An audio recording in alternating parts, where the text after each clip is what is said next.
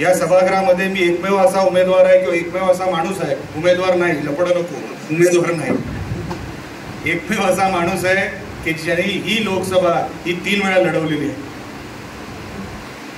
एकदा काँग्रेसच्या माध्यमातून लढवली 2 वेळा आणि एकदा अपक्ष म्हणून लढवली.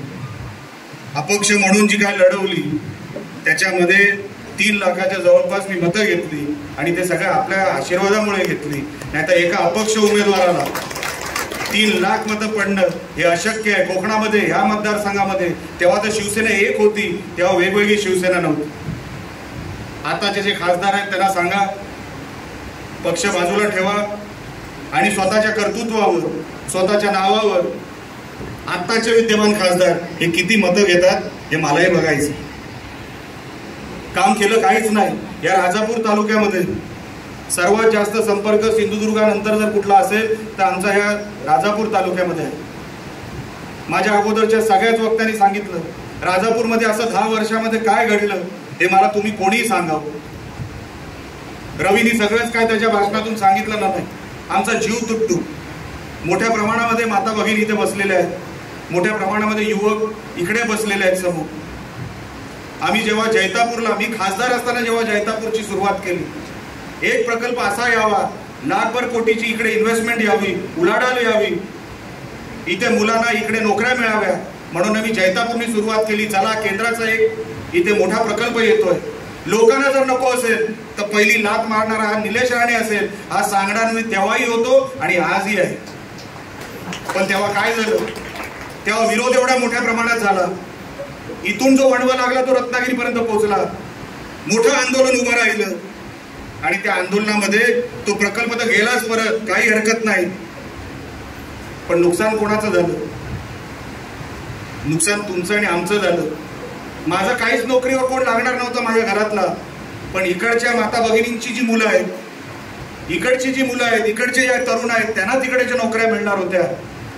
सगळं नुकसान आमच्या इकडच्या तरुणांचं झालं, फायदा फक्त राजन साळवींचा झाला. ते आमदार झाले.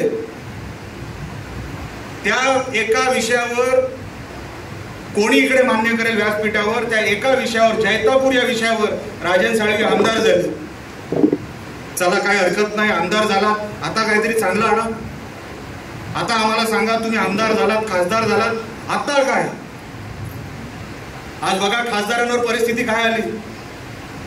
सिंधुदुर्गामध्ये 10-11 लोकांना घेऊन एका खळ्यामध्ये मीटिंग घ्यायला लागतायत. एका काळची शिवसेना जी जाहीर सभा मैदानात घ्यायची, हॉलमध्ये घ्यायची मोठ्या, आता खळ्यामध्ये बसून 11-12 लोकांची सभा घेत आहेत. ही परिस्थिती खासदारांवर आली कारण का 10 वर्ष काहीच दिलं नाही. त्याच्यानंतर रिफायनरी आली, त्याच्याबरोबर आयलॉग कंपनी आली. आयलॉग कंपनी आली कधी, वसंत पाटील साहेब गेली कधी हे इकडच्या लोकांना पण कळली नाही. पण फार मोठी इन्व्हेस्टमेंट, फार मोठी गुंतवणूक इथे येणार होती आयलॉग कंपनीच्या नावाने. खासदारांना तेव्हाही कळलं की ह्याच्यातून काहीतरी कळलं पाहिजे, काहीतरी मिळवलं पाहिजे. आयलॉग कंपनी परत गेली.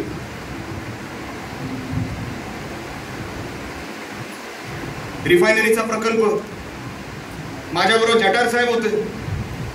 मला या माणसाचं खरोखर वाईट वाटतं, ज्यांनी तन मन धन अगदी मनापासून स्वतःसाठी नाही पण इकडच्या जनतेसाठी एक शहर उभं राहावं, एक व्यवसाय उभा राहावा, आपलं दरडोई उत्पन्न वाढावं, आपलं जीवनमान सुधारावं, ह्याच्यासाठी हा माणूस प्रामुख्याने प्रयत्न करत होता त्या रिफायनरीसाठी. आज काय झालं, मी आणि जटार साहेब आम्ही कुठे माडवणला गेलो, माडवण ना कुठे ते बारसूमध्ये गेलो. बारसूमध्ये गेलो असताना एक त्याच्यातला पत्रकार होता, मी आता साहेबांना सांगत होतो, त्या पत्रकारांनी जाऊन आग लावली तिकडे.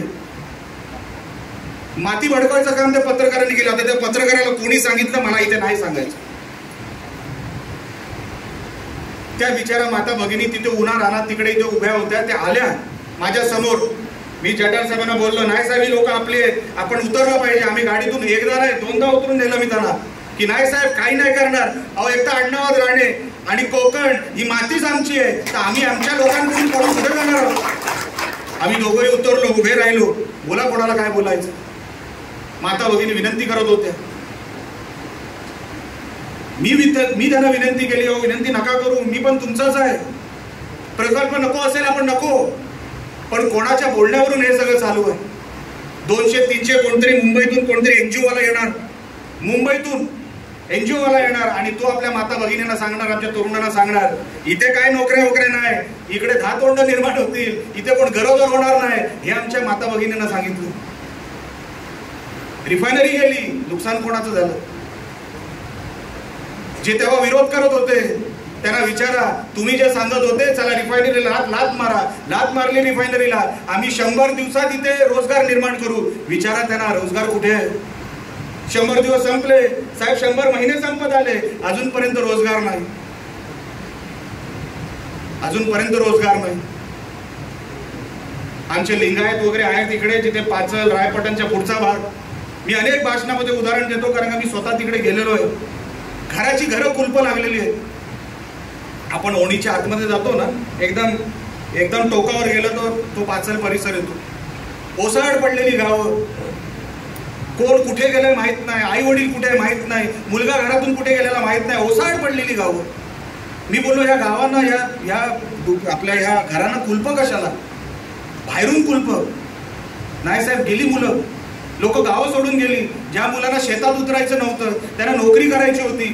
जे प्रमोद जठार साहेब म्हणत होते ना, ते काय गमतीत म्हणत नव्हते, लग्न करायचं होतं, संसार वाढवायचा होता, आपलं काहीतरी माझा स्वतःचा बँक बॅलन्स असावं, असं ज्या मुलांना वाटत होते ना, ते सगळी गावं सोडून गेली.